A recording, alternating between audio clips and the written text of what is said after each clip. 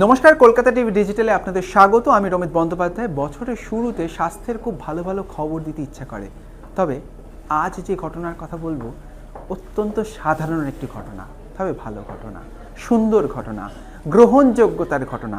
অর্থাৎ কন্যা সন্তানের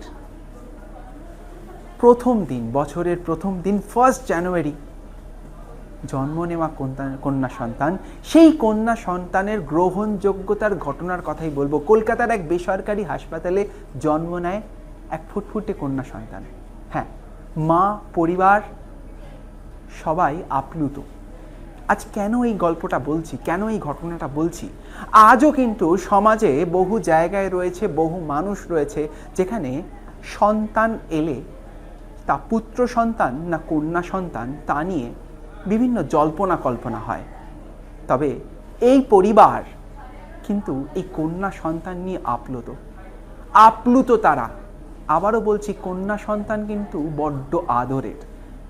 একটি নারীর থেকেই যে কোনো শিশুর জন্ম হয় এবং নারীদের সম্মান করাটা একটা প্রাকৃতিক নিয়ম হওয়া উচিত।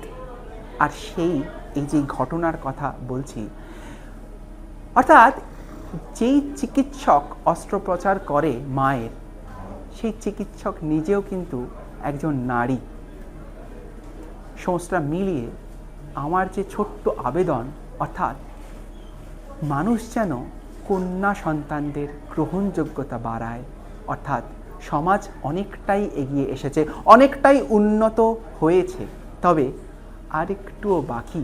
আর এই ছোট্ট ফুটফুটে যেই ঘটনাটা সেরকমই এক নমুনা তুলে ধরছেন। 2026-এর শুরুটা একটা সুন্দর কন্যা শিশুর জন্ম দিয়ে আমরা শুরু করলাম পিয়ারলেস হসপিটালে।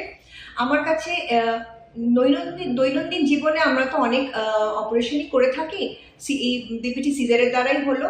আর এই পেশেন্টটি আমার কাছে ভীষণ মূল্যবান। কেন কি, এই দেবপ্রিয়া আর মৃন্ময়ের এই কন্যা শিশুটা আসে ঠিক 1 বছর তাদের বিয়ের পরে।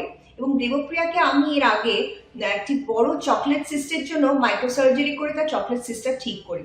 অনেকেরই অনেক দুশ্চিন্তা থাকে যে চকলেট সিস্ট অপারেশন করার পরে সে মা হতে পারবে কিনা। দেবপ্রিয়া কিন্তু ভগবানের দয়ায় 1 বছরের মধ্যে কোনো ওষুধ ছাড়াই মা হতে পেরেছে এবং দেবপ্রিয়া আমার সঙ্গে থেকেছে এবং আমারই হাতে তার কন্যা সন্তান এসেছে, সেই জন্য আমি ভীষণ খুশি। তো তাই 2026 আমরা সুন্দর করে শুরু করতে পেরেছি। বাড়িতে আমি আর আমার দিদি দুজনেই মেয়ে। তো আমার দিদিরও মেয়ে হয়েছে, আর মানে আমারও মেয়ে হয়েছে। তারপরে সবাই খুবই খুশি। সবাই খুব মানে ভালোভাবেই নিয়েছে ব্যাপারটা। মানে আমার বাড়ি, শ্বশুরবাড়ি দুটোর তরফ থেকেই সবাই খুব খুশি। সবাই খুব ভালোভাবে মেনে নিয়েছে। মানে এমনিতে কন্যা সন্তান মেনে নিয়েছে। মানে ভালোভাবে সবাই মেনে নিয়েছে। কোথাও কি ঘরে লক্ষ্মী এলো? হ্যাঁ, কালকে বৃহস্পতিবার ছিল, পৌষ মাসের। তো হ্যাঁ, মানে কালকে তো হ্যাঁ লক্ষ্মী বাড়ি ছিল।